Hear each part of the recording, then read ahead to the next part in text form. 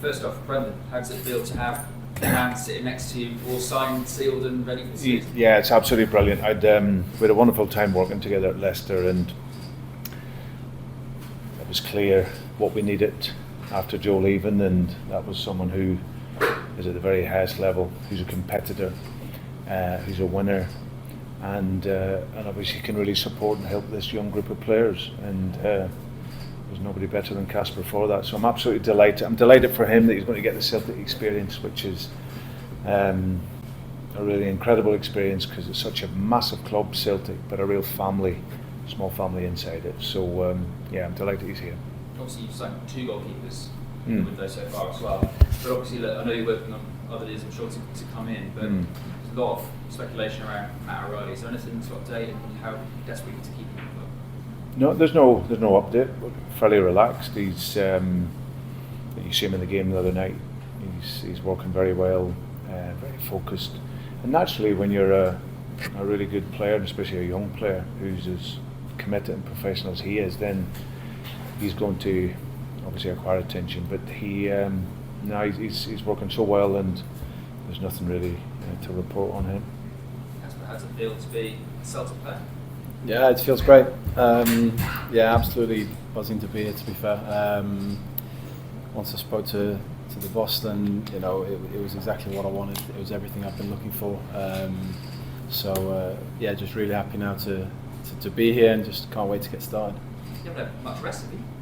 No, but that's football these days, isn't it? And yeah, season's not far away now, so we've got to get going. But how is the squad all shaping up, fitness and all that kind of thing? Yeah, I've been really pleased. I think that just step by step, the players are getting to a really good level. I've travelled out to here, worked very, very hard last week, and put in a really good performance in all aspects of what we wanted from in the DC United game. So we've got young players that are here that have been inspired by our senior professionals, which is so important, because talent needs role models, and at this club here we've got senior players that are absolutely great role models for our younger players. So some of them have the opportunity to play. The other guys are getting fitter as we grow and as the days go by, and these 2 games now are great games for us. They just take the level and the intensity up. So it's gone very, very well. Thank you very much. Pleasure. Do we have someone else who would like to ask? Yes, I was wondering, what do you hope to gain from this U.S. tour, the 3 mountains you're scheduled? Well, I think from a football perspective, the games are all different games. Clearly we're in pre-season, so the idea around this time is to arrive in the first game of your season in a really physically good position. So we're getting out of it, certainly at this moment, what we want, and I'm pretty sure we will do in the next couple of games. I think technically and tactically we're looking at some new ideas that we can bring into our season. So that'll be nice over these next couple of games to observe that. And I think overall the brand of Celtic, taking Celtic to America where it hasn't been for a number of years. Celtic, as I said, it's a worldwide institution with so many Irish American people out here, and just Celtic supporters in general in America. So to give that opportunity to take the club to here, to meet the supporters, then that's equally as important for us. Have you interacted with many of the fans here supporting your team? Yeah, we've seen quite a lot in around the hotels, and obviously it's nice that they have the open session this evening, which will be great. So it's Celtic fan base and support base is very, very passionate. And in Washington it was great. We had lots of supporters there at the game and around the hotel, and yeah, it was really, really nice. And some of them have made a massive effort to come to the games. Driving for 10 hours and flying up from Houston and hiring cars to go to all the games. So it's been really nice to share their stories. Just back on Matt O'Reilly, obviously there's talk about this going from here and everywhere at the moment. There's a sense that the club and yourself that there's no financial pressure or obligation to the sale, Matt, at this point in time, is it a case of maximising the asset as well? Yeah, listen, I think we all understand that the people that are close to Celtic understand that the model that Celtic works. Matt's been at the club for 3 years. He's developed into the player that he has. He knows the privilege it is to play for Celtic. And of course, naturally how it works is the players get that opportunity to move on. Now Celtic is a club where you can move on, but you don't have to. And it's a very difficult club to move on from. But naturally, with the wages that are on offer for players, then that makes it a real challenge for Celtic to compete at that level. But what I've seen with Matt is that he's a first-class professional. Kasper knows him well as well, having been in the early stages of his Denmark career as well. And he will tell you also he's a really, really humble guy. He's very devoted to his profession, and he knows what he has here. So we're all quite relaxed with it. Every player has a value, we know that, but we see him as a really important player for us, and whilst he is here, we'll continue to develop him and help him improve. For both of you guys, just curious, what are your impressions of North Carolina so far, and what are you looking forward to most about playing in University of North Carolina Stadium? Well, from the manager's perspective, obviously we've travelled up to here. The hotel that we're staying in and the complex is absolutely beautiful. The connection with Michael Jordan, of course, is a really special one, and we all know that history. So that's really, really special as well. And obviously coming to here to train, we're really looking forward to it. So yeah, different to Washington, but we come to here, and I think most of the players, we've all been out for a walk, and yeah, it's a beautiful place to be. Yeah, I can only really echo that. I mean, yeah, we haven't been here for long, but what we have seen has been really nice. Great facilities. Just coming in today, good pitch, and yeah, we're looking forward to seeing the fans. We're looking forward to the game, and yeah, for me personally, it's going to be my first training session with the team. So I'm really looking forward to that. And hopefully the weather stays. Yeah. Hopefully the weather warning that we all got stays away. And just one follow-up for you, since you're new, probably better question for Coach. People around here in the Raleigh area think of rivalries, UNC, Duke versus NC State, big college towns. How do you describe kind of the rivalry with Manchester City, if there is one? What, Celtic and Manchester City? Yeah, there's no rivalry. No, there's no rivalry. It's just a fantastic game for us to play. There's a friendship there between both clubs that has been there for many years.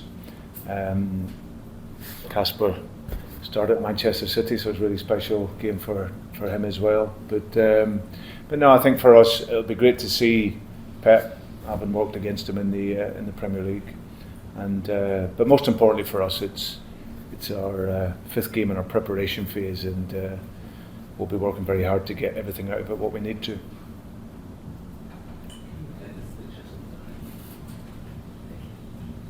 Hello, Coach. Hi. The Latino community is really big in this area, Mm-hmm. and too many from Honduras. And, Luis Palma, our player from Honduras, will be playing tomorrow in this game.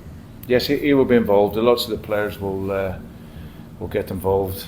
I feel the Honduran population must be about 100 million, because we're in Washington we had so many supporters there as well, and outside the stadium. So now Louis loved his time at Celtic. He's done very well in his first year.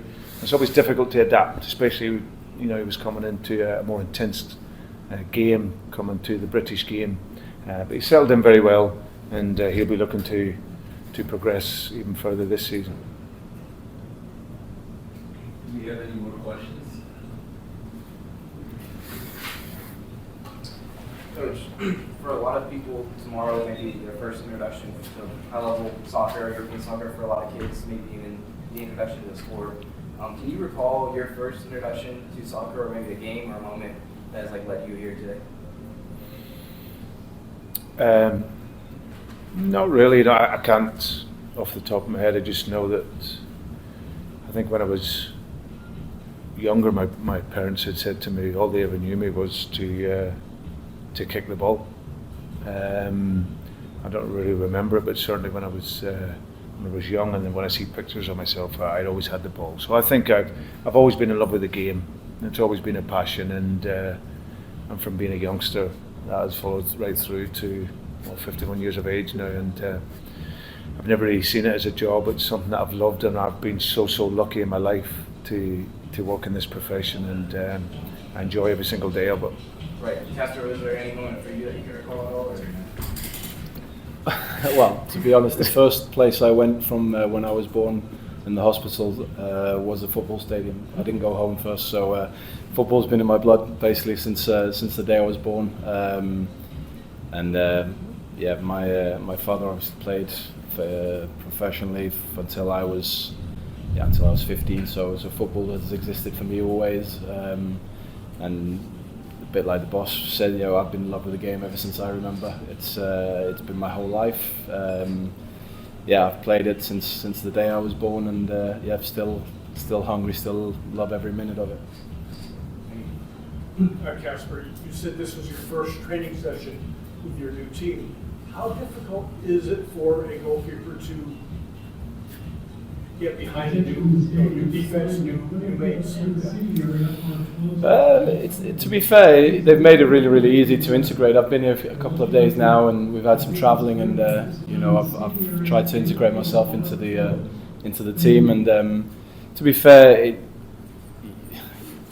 football players we're quite easy to get along with usually. So we enjoy the same kind of things. We have some games on the bus and stuff like that we play, and I get myself involved in that. But from the footballing point of view, I'm lucky that I've worked with the boss before, and I know his style, his principles, and so it's not completely foreign to me.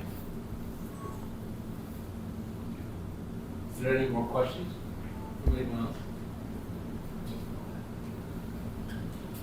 First off, Kasper, welcome to Celtic. My question for you is, what is the biggest challenge for you personally, either on or off the field, coming into a new league and a brand new team? I think the biggest challenge is always making sure that you perform. That's what I'm here to do. I'm brought here to do a job and to be the best I can be for the team, to help this team keep winning, keep progressing. It's a new kind of experience for me in the sense that I'm coming into a team that has a huge history of winning, and that hasn't been something I've done too many times in my life. So in that sense, I'm really looking forward to the challenge of coming into a club that's used to excellence, that's used to having the highest of standards, and that's the kind of thing I usually thrive on. So I'm looking forward to being a part of that. Thank you. And Brendan, my question for you is, this sport is growing massively here in this country, and it has been almost day by day, especially with the World Cup coming in 2 years. What is the biggest change you have personally seen in this country for this sport from 10 years ago when you were here managing, Liverpool to now? Yeah, and even before that, I was here as a young coach when I was developing. I just think the tactical level of the players, the understanding of the game. I think it was back many years ago when I was here as a young coach. It was the beginnings really. But I think now the level of the coaching. I've met some American coaches on my journey who they work so hard at the game. They've so much passion for the sport. I know speaking to Troy the other night at DC United, and I can tell how much he's invested into his life as a football coach. So I think that passion, that work ethic then spreads to the players, and we've seen so many fantastic players from the US of A, and so it's not a surprise the size of the nation, the sport and excellence that is here in many sports, and that will spread to football for sure. And it's absolutely brilliant to be over here and to feel it, and I'm pretty sure it will continue to grow and evolve.